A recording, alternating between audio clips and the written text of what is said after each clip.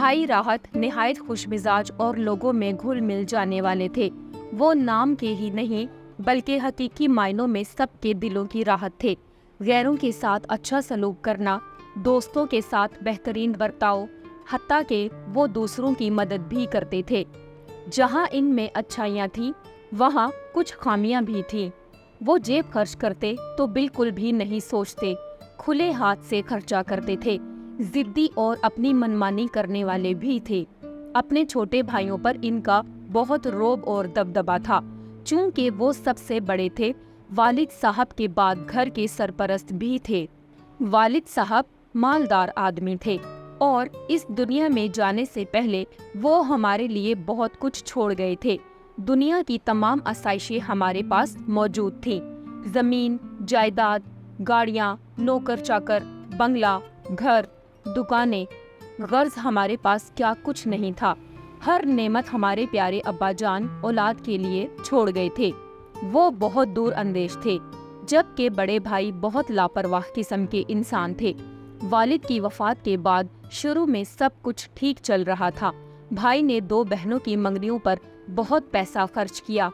अम्मी इन्हें बहुत समझाती कि पैसा इस तरह बर्बाद मत करो, मगर भाई को फजूल खर्ची और आए दिन की सैरो तफरीह ने हमें कहीं का नहीं छोड़ा। तभी बहनों की शादियां सर पर आ पहुंची। अब भाई को फिक्र हुई कि इतने पैसे कहां से आएंगे।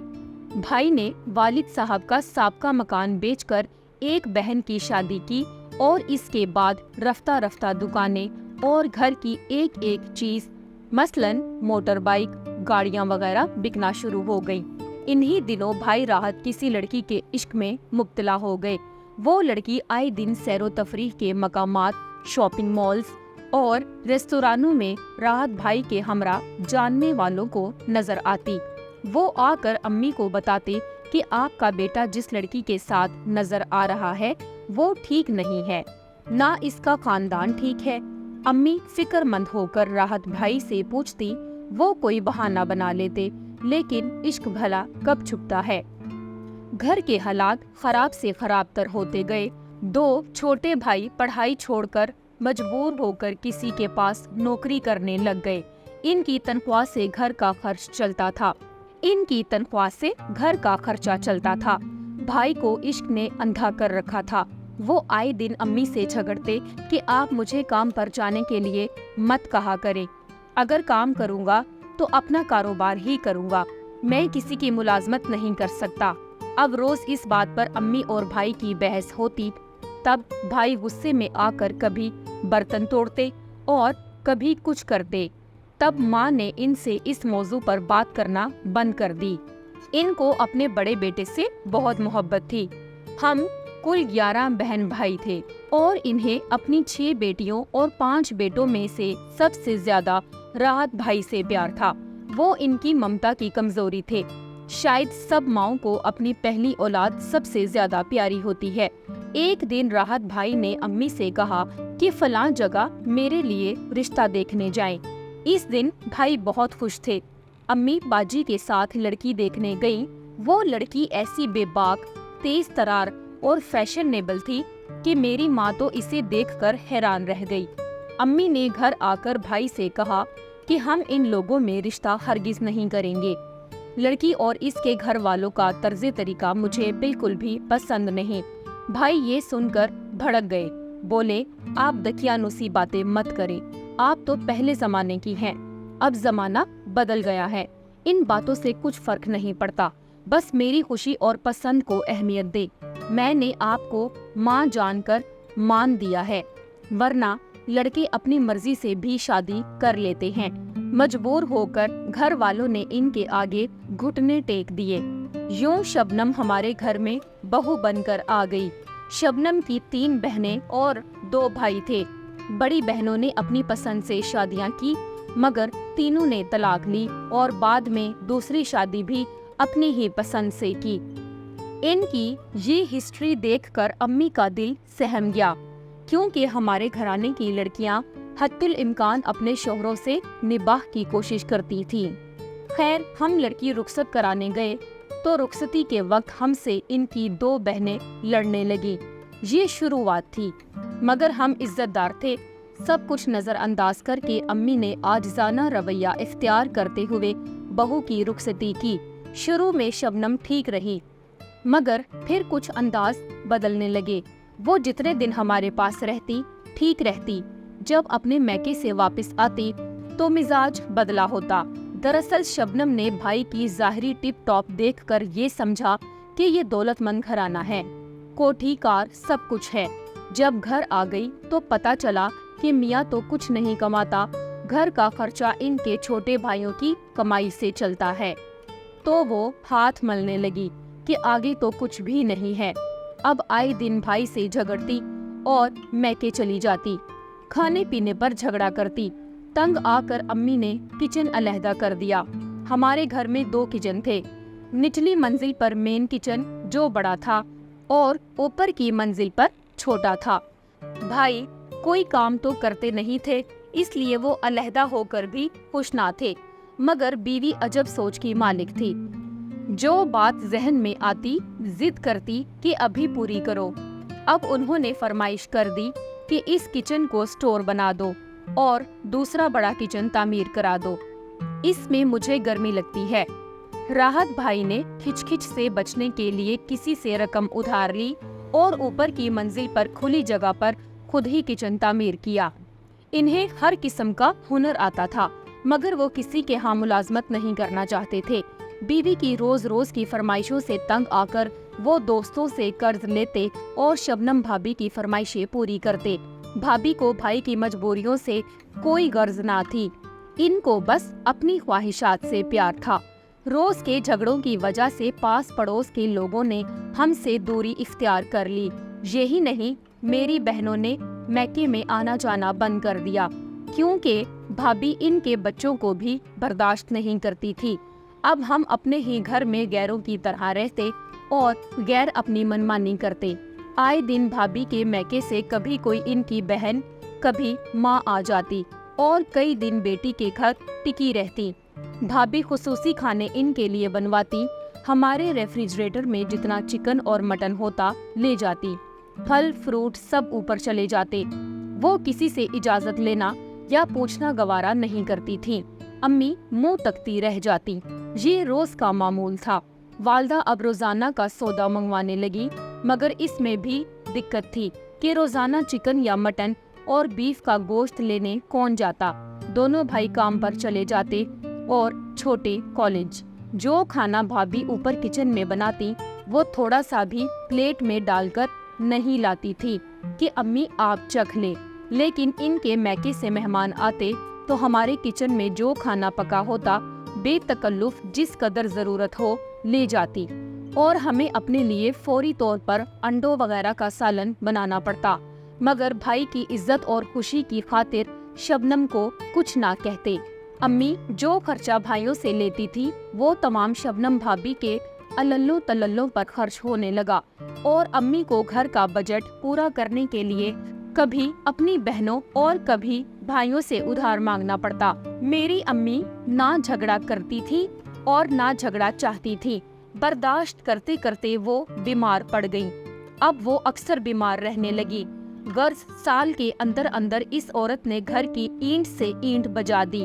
راحت بھائی پریشان تھے، دوسرے بھائی گھر کی بے سکونی اور اماں کی حالت دیکھ دیکھ کر پریشان ہو رہے تھے۔ بھابی نے کان بھر بھر کر بھائیوں کو ایک دوسرے کا دشمن بنا دیا۔ گھر میں اب بٹوارے کی باتیں شروع ہو گئی۔ بڑے بھائی بھی بیوی کے اس رویے سے خوش نہیں تھے، مگر برداشت کر رہے تھے۔ آخر کار انہوں نے یہ باتیں دل کو لگانا شروع کر دی۔ وہ بھی امی کی پریشانی کو نہیں دیکھ سکتے تھے۔ انہوں نے کاروبار کے لیے ہاتھ پیر مارنے شروع کر دیے۔ اتنے عرصے میں اللہ تعالیٰ نے ان کو ایک فرزند اور بعد میں ایک بیٹی سے نوازا۔ فیضان کے آنے سے گھر میں رونق آ گئی، لیکن بھابی نے اپنی والدہ اور بڑی بہنوں کے کہنے پر پھر سے بٹوارے کی باتیں شروع کر دی۔ بھائی اپنی بیوی کو چھوڑ بھی نہیں سکتے تھے، ایک تو 2 چھوٹے بچے ہو گئے تھے، اور پھر ان لالچی لوگوں نے حق مہر میں اتنا کچھ لکھوا لیا تھا کہ بھائی وہ ادا ہی نہیں کر سکتے تھے۔ اب ماں اور چھوٹے بھائیوں پر सारा बोझ था कि वो इस औरत की हर डिमांड को पूरा करे। इस बार उन्होंने नई फरमाइश कर दी कि अगर अलहदा घर नहीं ले सकते तो मुझे निचली मंजिल में शिफ्ट कर दो और बाकी सब ऊपर की मंजिल ले ले। राहत भाई ने बीवी को समझाया कि मेरी माँ बूढ़ी हैं, सीढ़ियाँ नहीं चढ़ सकती और मेरे बहन भाई घर के इतने अफराद ऊपर की मंजिल में नहीं समा सकते, क्योंकि ऊपर का पोर्शन आधे रकबे पर बना हुआ था और बाकी आधी छत खुली थी जिस पर टेरेस बना हुआ था, और फिर ड्राइंग रूम भी छोटा था और टीवी लाउंज और 2 बेडरूम थे। भाई और भाभी के लिए फिलहाल इतना घर काफी था, मगर शबनम भाभी के दिमाग में तो हमको तंग करने की बातें ही आती थी। शोहर के समझाने पर भी ना मानी और खुली जंग करने लगी। इतना झगड़ा हुआ कि अम्मी रोने लगी। अम्मी को दुखी देखकर इस हंगामे के दौरान राहत भाई के सीने में दर्द हुआ। दर्द की शिकायत ज्यादा थी। फौरन छोटे भाई इनको डॉक्टर के पास ले गए। डॉक्टर ने दिल का पहला दौरा बताया, जिसकी वजह से घर वाले सब परेशान हो गए, मगर इनकी बीवी की वही एक रट थी। भाई ने किसी की गाड़ी चलाना शुरू कर दी कि बच्चों के अखराजात खुद उठा सके और अम्मी पर कुछ बोझ हल्का हो। वो नाजो पले थे। अब कई दिन इनको घर से बाहर रहना पड़ता। जब वापस आते तो इनकी हालत देखी नहीं जाती थी। मैं सोचती कि क्या ये मेरे वही भाई हैं जो बहुत सेहतमंद थे। 4 साल के अंदर इन्हें क्या हो गया है। डॉक्टरों के पास गए तो उन्होंने राहत भाई को सफर और ड्राइविंग से मना कर दिया, मगर बीवी के इसरार पर उन्होंने फिर से ड्राइविंग शुरू कर दी। अम्मी और दूसरे बहन भाइयों ने मना किया। भाभी से भी कहा कि भाई को सफर मत करने दे। वो बोली कि अगर आपका भाई काम पर जाने ही लगा है तो अब आप इनका दिल काम से मत हटाइए। इस मर्तबा भाई को टूर पर जाने के लिए सबने बहुत रोका। राहत भाई का दिल भी जाने को नहीं चाह रहा था। इनकी उदास और हसरत भरी निगाहें अम्मी को देखती, क्योंकि अम्मी से बात किए हुए इनको 2 माह हो चुके थे। वो माँ को बुलाना चाहते थे, मगर इस दिन सब परेशान थे। भाई के जाने के बाद अम्मी ने बहुत दुआएं की कि या अल्लाह मेरा बेटा सही सलामत वापस आ जाए। वो रात को बहुत रोया करती थी, मगर ये रोना एक दिन का नहीं रहा, बल्कि हम सब के लिए जिंदगी भर का बन गया। इन्हें गए 2 दिन हुए थे कि फोन आ गया कि राहत भाई का हार्ट फेल हो गया है और वो साहिवाल के किसी गांव में है। ये दिसंबर की सख्त सर्दियों की कयामत खेज रात थी। भाई की वफात की खबर हमको 3 बजे रात को मिली। घर में कोहराम बर्पा हो गया। कोई कहता ये नहीं हो सकता, किसी ने कहा कि ये मजाक किया होगा, मगर ऐसा नहीं था। भाभी मैके गई हुई थी, जहाँ राहत भाई काम करते थे। मेरे छोटे भाई ने वहाँ मालूम किया, तफसील दरियाफ्त की तो पता चला कि खबर दुरुस्त है। राहत भाई का जस्ते खाकी अगली रात 12 बजे लाया गया। बहनों के सर से बड़े भाई का शफकत भरा हाथ उठ गया। हम बहनें फूट फूट कर रो रही थीं। माँ का बार बार ये कहना कि हाय मेरे बेटे, तू अपनी माँ से कुछ दिन रूठता, मगर ये क्या, तूने तो उम्र भर के लिए मुझे रोने को छोड़ दिया है। शबनम भाभी ने तो इद्दत भी पूरी ना की और अपना साजो सामान उठाकर मैके चली गई। भाई की वफात के बाद इसने हमारे घर सिर्फ 8 दिन गुजारे और बोली अब मेरा आप लोगों से क्या लेना देना।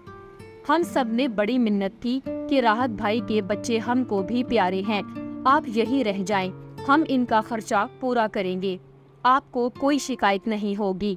मेरे भाइयों ने भी मिन्नत की, मगर वो ना मानी। मेरी माँ बच्चों को गले से लगाने के लिए तड़पती रह गई।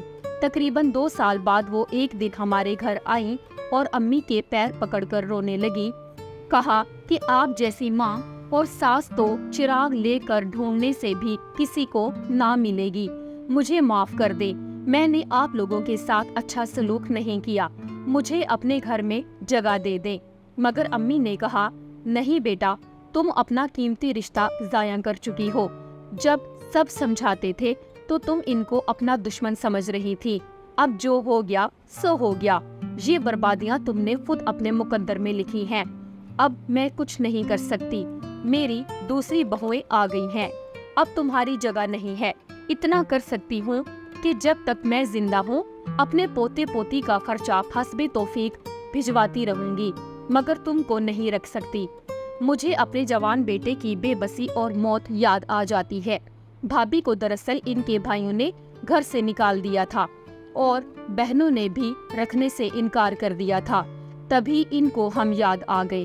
امی نے چھوٹے بھائیوں سے کہا کہ ساری جائیداد تو بک گئی ہے، ایک پلاٹ ہے، میری پوتی اور پوتا یتیم ہو گئے ہیں، اس پر 2 کمرے ڈلوا دو تو میں شبنم کو بچوں کی خاطر رہنے کی وہ جگہ دے دوں گی تاکہ میرے بیٹے کے بچے در بدر نہ ہوں۔ بھائیوں نے ماں کا کہنا مانا اور خالی پلاٹ پر 2 کمرے، کچن اور غسل خانہ بنوا کر رہنے کو مکان شبنم بھابھی کو دے دیا اور شرط رکھ دی کہ جب تک آپ دوسری شادی نہیں کریں گی یہ مکان آپ کے پاس رہے گا، جب ہمارے بھائی کے بچے بڑے ہوں گے ہم ان کے نام کر دیں گے، مگر بنگلے میں سے حصہ نہیں دیں گے، یہ مکان تمہارے بچوں کا ہے کیونکہ یہ ہمارے بچے ہیں اور یہ رشتے ٹوٹتے نہیں ہیں۔ وہ جو در بدر ہو رہی تھی اس کے لیے اتنا ہی کافی تھا۔ اب ہر ایک سے کہتی ہے میرے سسرال والے خاندانی اور اچھے لوگ تھے، کاش مجھے ان کی پہلے قدر آ جاتی۔